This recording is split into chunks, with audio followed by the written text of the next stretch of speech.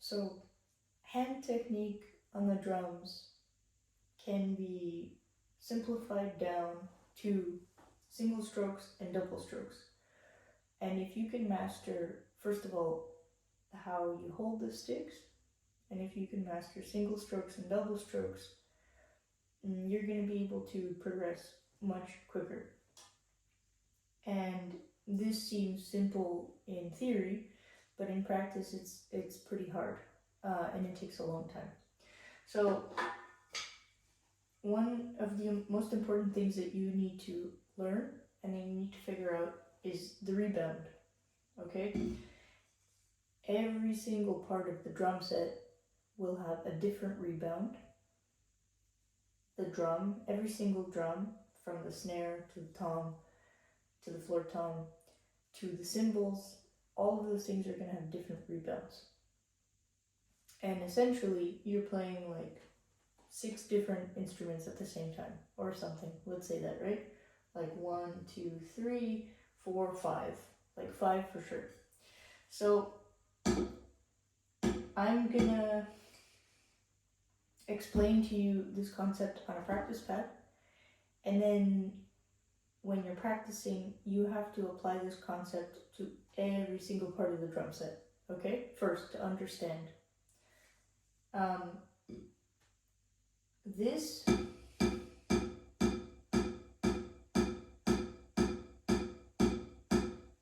is what you need to understand, and this is what you need to really focus on, okay? This bouncing, it's like bouncing a basketball, okay? Exactly the same. And if you don't feel that in your hand, if you don't feel like you're bouncing a basketball, you need to go back, start from the beginning, and you need to figure out why it's not feeling that way, because it needs to feel a certain way in your hand. Okay? So this, to me, feels like I'm bouncing a basketball. Okay? And you can see here, look at my hand. Look at the inside of my hand. Look how I'm holding the stick. Look how there's a space here. Look how this is closed. All of these things are very important, okay?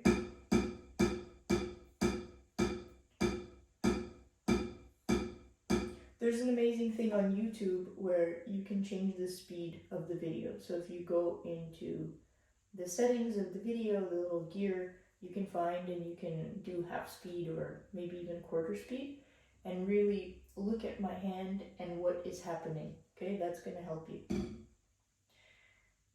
Basically, when you throw the stick down, right? And it should be like a drop or like a little bit of a throw almost, okay? So pretend you're like, it's like a bouncy ball, okay? Like a basketball. You're just like throwing something at the ground. Pretend you're doing that, okay? Do this first.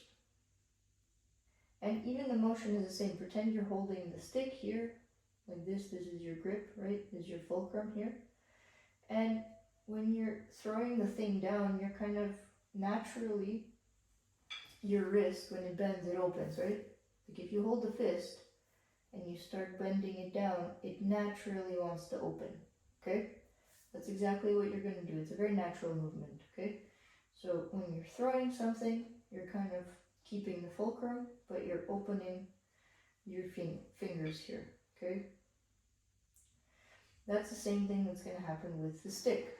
I'm throwing, and look, these fingers are opening slightly. But then when I get more used to it, I get to a point where these fingers are in contact with the stick at all times, okay? They don't let go of the stick, they just follow the stick in perfect synchronization, okay? That's why it doesn't look like I'm opening my hand, but I am, because I'm following the stick. I just learned how the stick moves and I'm following the stick exactly, okay? But it is moving. It's a very slight movement where the stick is moving, but it's definitely moving in my palm. And I have a big open space here, okay? This is tight, but this here is open. Okay? That's super important.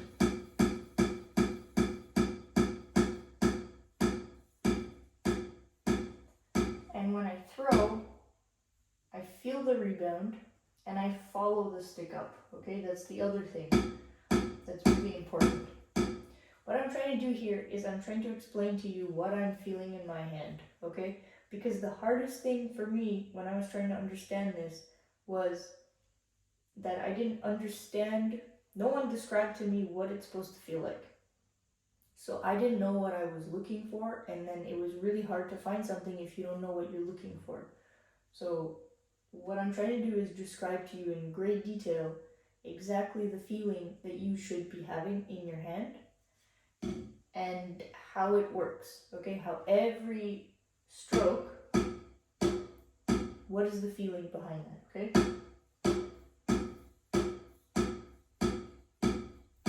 So again, it's like you're throwing things at the ground like a basketball or like a bouncy ball, okay? And then, like if you have a basketball, you do this, right? But if you have a drumstick, you have a fulcrum. So you're holding the stick here, but your hand is like, these fingers are kind of opening, right? Because that's a natural for your wrist. When you bend your wrist, it opens, okay? And then you put the stick in your hand, and when it hits, it like pushes out, right? Because of the rebound. When the stick hits the pad, bam, it opens. And your fingers learn how to control the stick and kind of follow it, but maintain slight movement here instead of completely opening, right? For more control. Like this, right? Instead of doing that, because then you see I have to reset.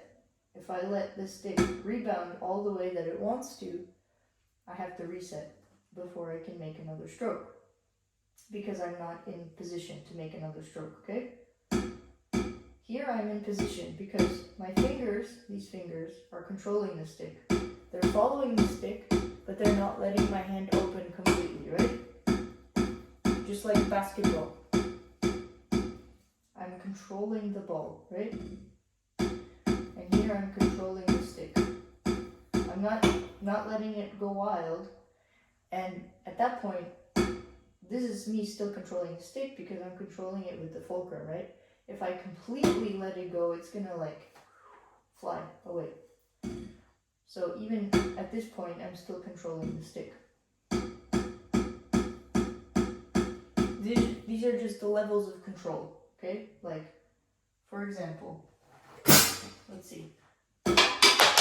That's like no control. I just threw it down and that's it. I let it happen.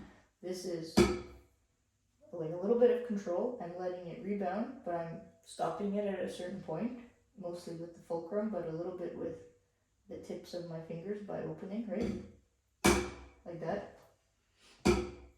And then, in this circumstance, I'm controlling the stick so that I'm able to help it go back up, and then I'm following it back up, okay? What you're going to notice is the stick is not hitting me, okay? If the stick is hitting you, something is wrong, okay?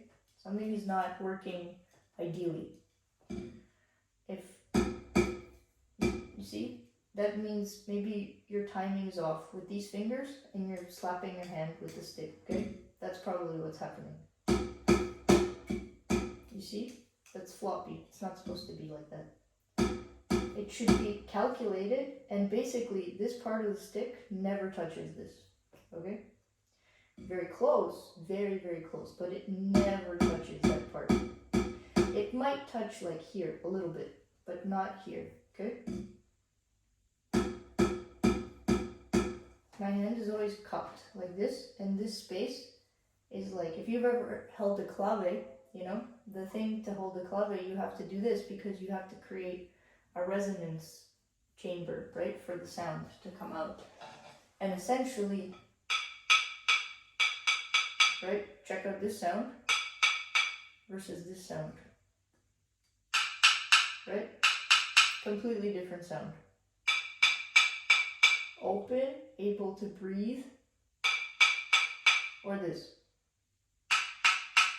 I'm squeezing, okay? So that affects the sound. When you play, like on a practice pad, you can hear it maybe a little bit, but on the drums, you'll hear it to a full extent. On the cymbals, you're definitely going to hear it, okay? Or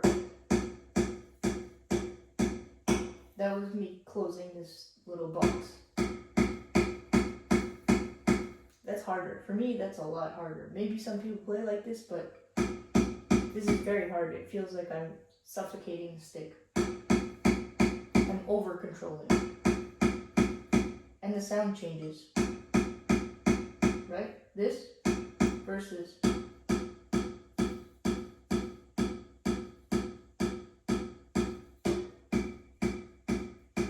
it almost gets like this little higher frequency. I don't know if you can hear it. Like a clicking thing. And this is open, full sound. Right? So these are things that are really important for you to understand. These are the things I'm telling you so that you know what to work towards when you're practicing single strokes. I will talk about double strokes in another video, and if you have any questions, please leave them in the comments, and we'll see you soon.